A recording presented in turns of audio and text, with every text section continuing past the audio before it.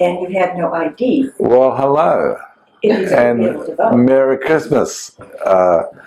It's Paul and Beverly on Christmas Day, December the 25th, 2013. So we're here with our friends, some of our friends having Christmas dinner. It's mid-afternoon, have a good time. So I'm going to give you a quick update on the journey to wholeness. This is, I think, number 8, if it's not correct, Letty. Video. The medical moment happened on the Monday in October the 28th, the 9th. So we come to the end of 7 weeks. The therapy continues to work quite well. Hands work, fingers are working. And so this week at OT, they had me working on a computer to type. We worked with assembling like a little, not a Lego set, but all these connections to make a doorbell work. So like a little science kit, so put those apart, put them in. And it also was working with Play-Doh. The thumb and finger are strong, but these two are not as strong and flexible. So when we went to the keyboard to type, I couldn't get them to work as well as these two. So the goal is to acquire some Play-Doh and work on them. With speech therapy, we continue to work.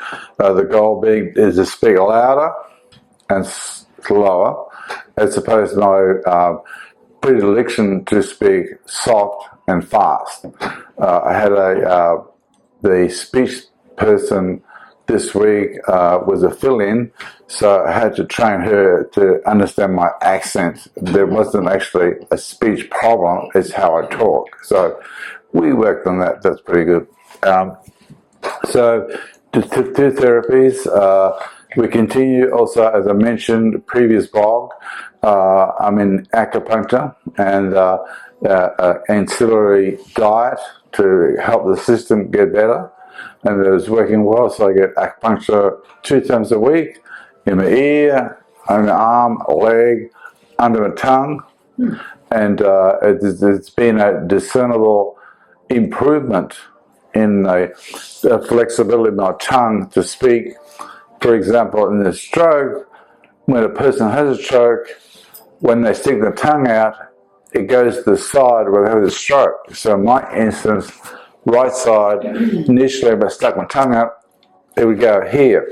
Now it's going to the middle when I stick it out. So there's evidence that it's working in terms of both speech, actually exercising my tongue, and the nerves and acupuncture. That's pretty good. With the therapy, continue with PT. So we're in the pool and practicing dog paddling, using a kickboard for strengthening the legs, balance, and gliding. And Matt, a PT guy, he thinks I'm good now to go to the regular community pool and under observation do some kickboarding, swimming, and that I'm no risk to drown doing it. He's a bit worried about that. So therapy is good, the healing is good. I can discern changes in myself. I listened to and watched week 2 in the video blog earlier today, and so I was like, oh yeah, kind of I could, see and hear and notice the difference in my changes, which I hadn't really. It's hard to, some days I think, oh, this is just like yesterday or the day before, when in fact there is improvement. So far we're going good. With the parish, I'm officially on disability short term until the 7th of February, at which point they'll assess me and decide whether or not I've healed enough to go back to full-blown duties or less than full-blown. So that gives another almost 50 days of therapy and healing to get well. So we're going to do that. As Christmas is upon us, so we have a Christmas tree. We're going to stand up and have a little walk. So we have a Christmas. Laboured over it.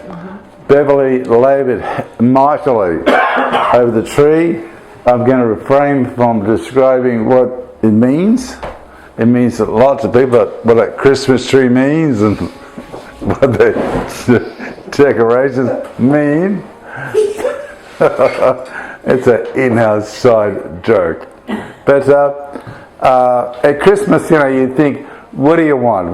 What do you want to celebrate or ask for Santa to bring? Well, since I have a stroke, I've realised that what I need is help to get rehab. So they said, really, you got to work on your hand. So I asked Santa for a gift, and Santa brought some Play-Doh. So for the first time in my life, Santa has brought Play-Doh for me. And so of course it comes in containers from Walmart. You've got red, white and blue. So as a new American citizen, I have the three colours of my new citizenship. And so the therapy, depending on which part of the flag I think about, I'm able to push it out and squeeze it and to work my hand. So that's my therapy. So that's a great thing for me and for Christmas to have this in hand as a therapy. The other thing is that in our life, since I've been on the rehab track since October, Bev's very busy and I don't get out unless I go to therapy. So this year I said, Santa, could you bring us something that will help us have something to have some bit of joy in life? And so Santa was very good. And so for Beverly, this year we have this really nice belly dancing outfit, castanets and outfit. So I'm looking forward to have some nice in-house entertainment. We can't afford Netflix, and so we're pretty poor pastors, but we're looking forward to this. And Beverly hopes that she'll be able to develop liturgical dances and bards in the coming year, which I hope we will all enjoy. So that's from Santa. So let's have them. So jokes aside, I offer a meditation for you. I'm going to walk over the other side of the room and show you a painting. I want to show you and something that's very important to me and Beverly. Okay, so here we are again, and this is the painting that is a gift to Beverly and I from a friend who lives in Sydney, Australia, Peter Mudge, Dr. Peter Mudge. He's done a lot of art, and so this is his interpretation of two famous paintings in one. The first painting starts here and goes across, and the original painting is Jesus on the mountain with the void, which is the separation between Jesus on the mountain and the world, the void, the black space. And Jesus is calling, in the original, his disciples to leave the nets and follow him. Put their life in Jesus' hand. That's the original painting. Then he, on the right-hand side, he took the Vermeer painting, and the woman in the original is putting her jewelry into the jewelry box. Okay? But in this instance, he changed it. So now you have Jesus and a woman, and she is holding a credit card in her hand, and there's blood coming out of it. So Pete says, the question is the woman going to put her life in Jesus' hand and let go of the credit card, or will she live by the credit card and die from a flow of blood? So for those who think that when Christmas comes, we have to swipe the card and swipe the card and swipe the card. We are bleeding to death through a credit with debt. We are dying from debt. And so Pete, my friend Pete, is a theologian, doctor of theology. He points out in a very good way thing that we can die in different ways.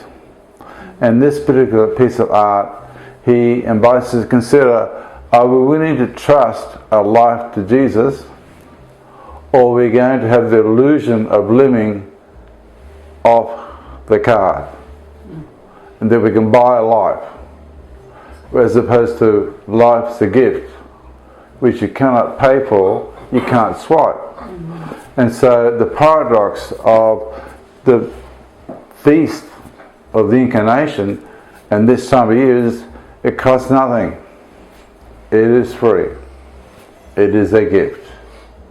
And so every year we have an opportunity that one day will we really accept the gift, or we hang on to trying to save our life by paying for it. And so I offer as a meditation for you. I thank you for being with us today on Christmas Day for Beverly and I. And so we want to say, Beverly, Merry Christmas. Merry Christmas.